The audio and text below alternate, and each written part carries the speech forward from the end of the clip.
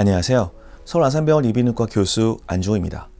이번 동영상에서는 보다 건강하게 음주를 즐길 수 있는 방법에 대해서 말씀드리려고 합니다.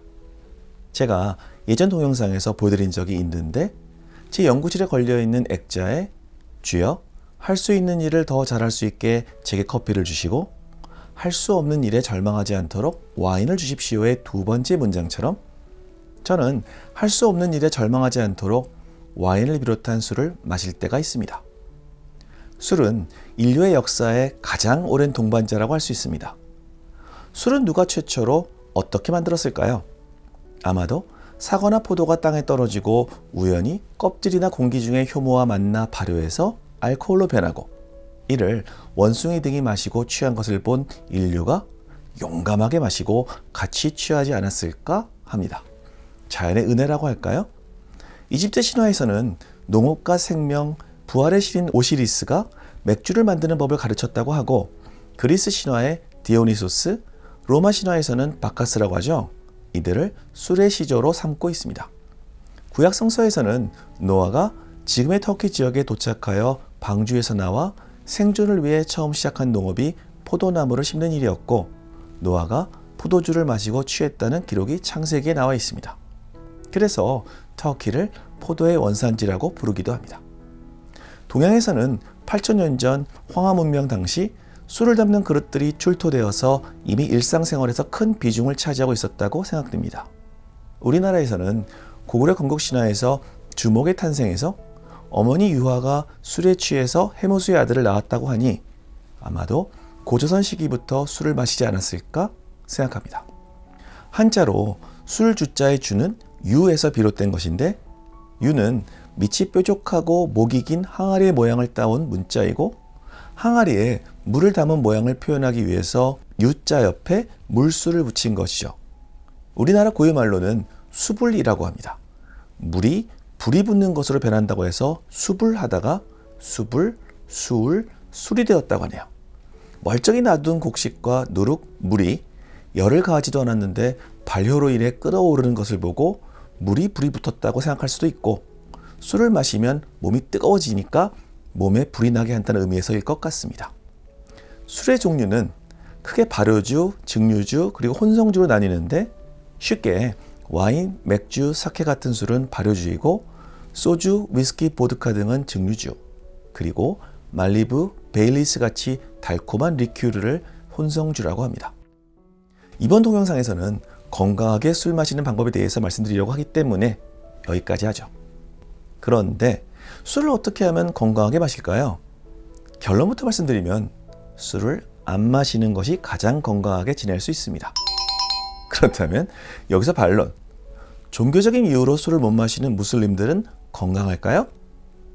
사우디아라비아 국민의 평균 수명이 74.1세로 84.7세인 우리나라보다 10살 짧은 것으로 보아 유전자, 음식, 생활 환경 등의 차이는 있겠지만 술을 안 마신다고 딱히 오래 사는 것 같지는 않아 보입니다. 술을 잘 마시는 첫 번째 방법으로 술을 전혀 안 마시는 기간을 충분히 가져야 합니다. 코로나로 인해 회식이 없어진 요즘 집에서 혼술을 즐기는 인구 역시 3배 가까이 늘었고 위스키와 와인 등의 주류 수입량은 대폭 증가하고 있습니다.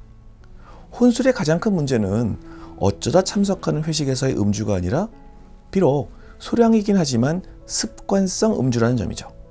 간에서 알코올을 분해할 수 있는 시간은 개인적인 차이는 있지만 대략 1시간에 7 내지 10g 정도로 소주 한 병을 마셨을 경우 체내에서 알코올이 모두 제거되려면 10시간이 경과해야 합니다.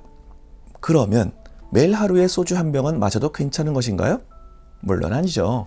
우리가 낮에 근무하고 밤에 잠을 잔다고 매일 하루도 빠지지 않고 근무를 하지 않죠. 주말에는 어느 정도 쉬어야 또 새로운 한 주를 열심히 일할 수 있습니다. 마찬가지로 간이 알코올을 분해하고 최소 이틀은 쉬어야 합니다. 그래서 일주일에 최소 2, 3일 이상은 쉬어야 건강한 간을 유지할 수 있습니다. 두 번째 방법으로는 숙취 해소제를 적절히 사용하면 좋습니다. 숙취의 근본적인 원인은 알코올이 분해되면서 나온 아세트알데히드입니다. 시중에 나와 있는 숙취 해소제들은 몸속, 특히 간에서 아세트알데히드를 아세트산으로 빠르게 산화시키도록 도와줍니다. 그래서 음주 전 30분, 그리고 음주 후에 충분한 물과 함께 드시면 술만 마신 것보다는 다음날 두통이나 숙취가 덜할 수 있습니다. 그런데 보통 술 드시기 전에 숙취 해소제는 챙겨 드시는데 술을 마신 다음에는 정신없어서 그냥 주무시는 경우가 많죠. 그리고 제 경험으로는 숙취 해소제를 먹고 술을 마시면 평소보다 덜 취한 느낌을 받고 오늘 술이 잘 받나? 그런 생각으로 오히려 내 주량보다 더 많이 술을 마시게 되고 과음으로 이뤄질 위험성이 높아집니다. 결론적으로 평소 나의 주량을 잘 알고 아무리 숙취 해소제를 복용했더라도 그 이상은 술을 안 마셔야 다음 날이 건강합니다. 세 번째 방법으로는 술에 덜 취하려고 안주를 많이 드시는 것을 피하십시오. 많은 분들이 술을 드시면 평소보다 식사량이 늘어납니다. 물론 알코올이 식욕을 자극하고 맛있는 안주거리가 눈앞에 있는데 피하기가 어렵긴 합니다.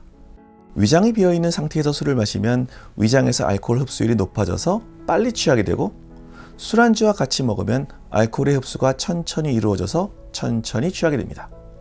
여기서 중요한 점은 빨리 취하든 천천히 취하든 마신 알코올은 어쨌거나 몸에 흡수된다는 사실입니다.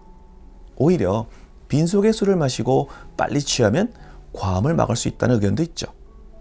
음주를 하면서 식사를 많이 해서 위에 많은 양의 음식물이 남아있다면 알코올이 천천히 흡수된 만큼 분해를 위해 간으로 전달되는 속도 역시 느려져서 술이 깨는 속도 역시 느려질 수 있습니다.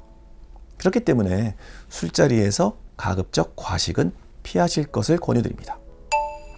네 번째 방법으로는 맥주, 와인 같은 발효주와 소주, 위스키 같은 증류주를 섞어 드시면 안 좋습니다. 예전 회식 문화는 소주, 삼겹살로 시작해서 치맥으로 마무리되었죠. 알코올 도수가 높은 술을 마시다가 약한 술로 바뀌면 평소보다 더 약한 도수로 인식을 하게 되어서 생각보다 더 많이 마시게 됩니다. 더군다나 발효주에는 양조 과정에서 에탄올에 더해서 메탄올이 존재합니다. 에탄올보다 훨씬 숙취를 일으키는 물질이죠. 오히려 독한 소주만 마셨을 때가 소주 마시고 나서 맥주나 와인으로 소위 입가심을 한 경우보다 숙취가 덜한 이유입니다. 특히 2차로 와인을 마시는 것은 다음날 하루를 포기하려는 각오가 되어 있지 않은 한 피하십시오. 다섯 번째 방법으로는 오늘 회식이 있는데 혹시 과식으로 인한 체중 증가를 걱정해서 미리 근력 운동을 하는 것은 간 건강에 좋지 않습니다. 근력 운동을 하게 되면 근섬유가 미세하게 손상되고 손상된 근섬유를 재생하는 과정에서 근육이 단련되고 튼튼해집니다.